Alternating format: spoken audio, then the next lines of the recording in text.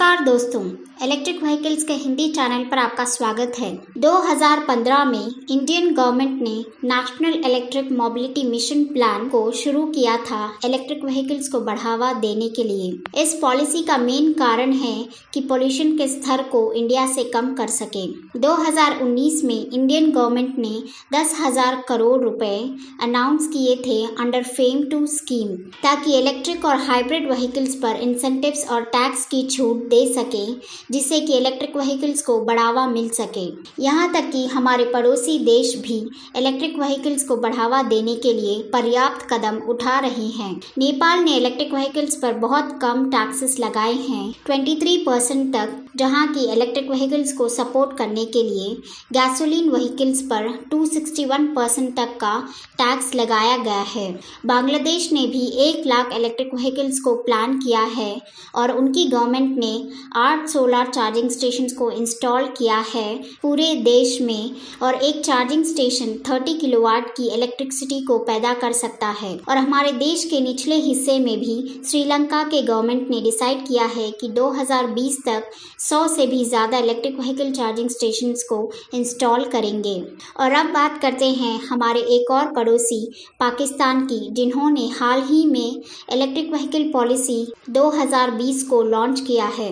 Electric vehicle policy 2020 को launch किया है पोल्यूशन के स्तर को कम करने के लिए। ये पॉलिसी एम करती है कि आधे मिलियन इलेक्ट्रिक मोटरसाइकिल्स और रिक्शास को देश में ला सके और 1 लाख इलेक्ट्रिक कार्स, बसेस और ट्रक्स के साथ ट्रांसपोर्टेशन सिस्टम को भी अगले 5 सालों में ला सके। और आखिर में चाइना, जो कि एशिया में इलेक्ट्रिक व्हीकल्स का टॉप मैन्युफैक्चरर कहलाता है, चाइना में लिथियम और सस्ते लेबर कॉस्ट का फायदा बहुत है। और इंडिया इलेक्ट्रिक व्हीकल्स के मामले में कहां तक पहुंचा है, ये जानने के लिए हमें पहले लिथियम रिजर्व्स को देखना पड़ेगा, क्योंकि इलेक्ट्रिक व्हीकल्स में सबसे ज़्यादा महंगा कंपोनेंट उसकी बैटरी पैक होती है। इलेक्ट्रिक व्हीकल्स के बैटरी पैक की कीमत ही 30 से 40% तक होती है पूरे इलेक्ट्रिक व्हीकल्स के कॉस्ट में। यहाँ पर 2 टाइप की बैटरीज हैं, लेड एसिड और लिथियम आयन बैटरीज, जो इंडिया में बहुत इस्तेमाल होती है। लेड एसिड बैटरी सस्ती होती है लिथियम आयन बैटरी से, क्योंकि ये इंडिया में भरपूर मात्रा में उपलब्ध है। सारे दुनिया में इंडिया 7वें स्थान पर है लेड रिजर्व्स के मामले में 2.5 मिलियन मेट्रिक टन्स के कैपेसिटी के हिसाब से। लेकिन लेड एसिड बैटरी का वजन बहुत है और ज़्यादातर ई रिक्शास और कुछ इलेक्ट्रिक स्कूटर्स में इस्तेमाल किया जाता है।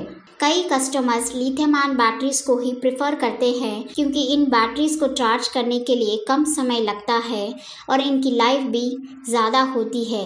लेकिन इंडिया में लिथियम रिजर्व्स बहुत कम है। 2020 में एटॉमिक मिनरल्स डायरेक्टोरेट के रिसर्चर्स ने 14,100 टन का लिथियम भंडार को मांड्या, कर्नाटका में डिस्कवर किया है। लेकिन ये भंडार बहुत कम है अगर हम चाइल्ड, ऑस्ट्रेलिया, अर्जेंटीना और चाइना के भंडार से तुलना करें तो।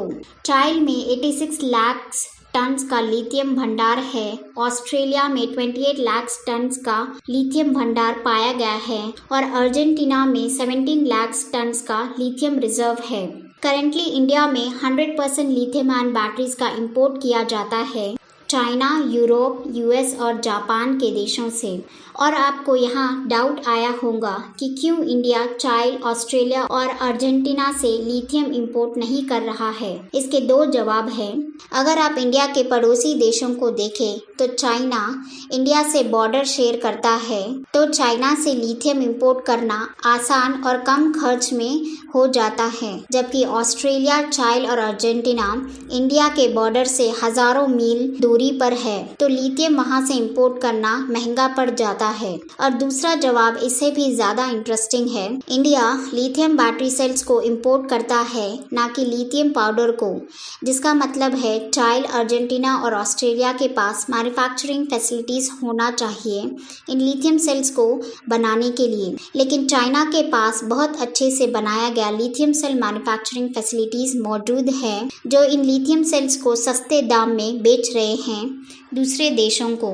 इसीलिए इंडिया के बहुत से ईवी मैन्युफैक्चरर्स लिथियम सेल्स को चाइना से इंपोर्ट कर रहे थे। लेकिन दोस्तों, इंडिया के इलेक्ट्रिक व्हीकल कंपनीज को ब्लेम मत कीजिए चाइना से लिथियम इंपोर्ट करने के लिए, क्योंकि ये ही एक ऐसा ऑल्टरनेटिव है जिससे कि हमें लिथियम सस्ते में मिल सकता है। चाइना को हम इलेक्ट्रिक व्हीकल्स का बेस्ट होलसेलर भी बोल सकते हैं और दूसरे देश जैसे बांग्लादेश, श्रीलंका, पाकिस्तान और इंडिया को हम अभी तक रिटेलर्स ही कह सकते हैं।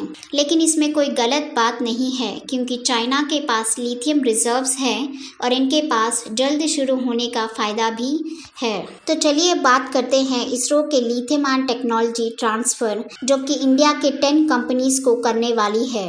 ये कदम क्या इंडिया के लिए कुछ अच्छा करेगा? चलिए देखते हैं।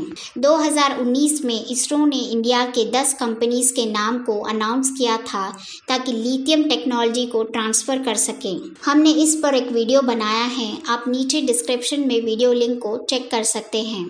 तो फिर से हम लिथियम की कहानी पर आते हैं। बहुत से लोगों का मानना है कि इस टेक्नोलॉजी ट्रांसफ़र के कारण ही लिथियम आयन बैटरी सस्ती हो जाएंगी, लेकिन अगले 5 से 10 साल तक ये नहीं हो सकता है। इसके कुछ कारण है। इंडिया में बहुत कम लिथियम रिजर्व्स हैं, तो गवर्नमेंट और मैन्युफैक्चरिंग कंपनीज को रॉ लिथियम को इंपोर्ट करना पड़ेगा।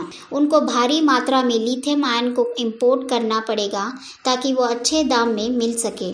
इंपोर्ट किए जाने वाले लिथियम की मात्रा टन्स में होनी चाहिए, तभी जाकर लिथियम सप्लायर्स इसरो को डिस्काउंट में लिथियम दे सकते हैं।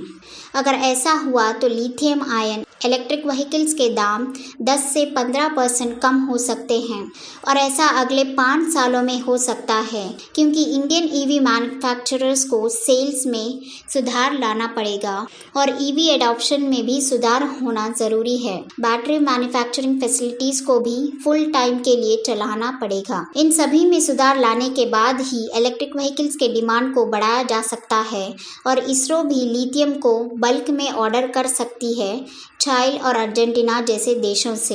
अगर ये नहीं हुआ तो इसरो लिथियम माइंस को लीज भी कर सकता है, दूसरे देशों से बिना किसी रुकावट से लिथियम सप्लाई कर सके। लेकिन इस प्रोसेस को मिनिमम 5 साल तो लग ही जाएंगे।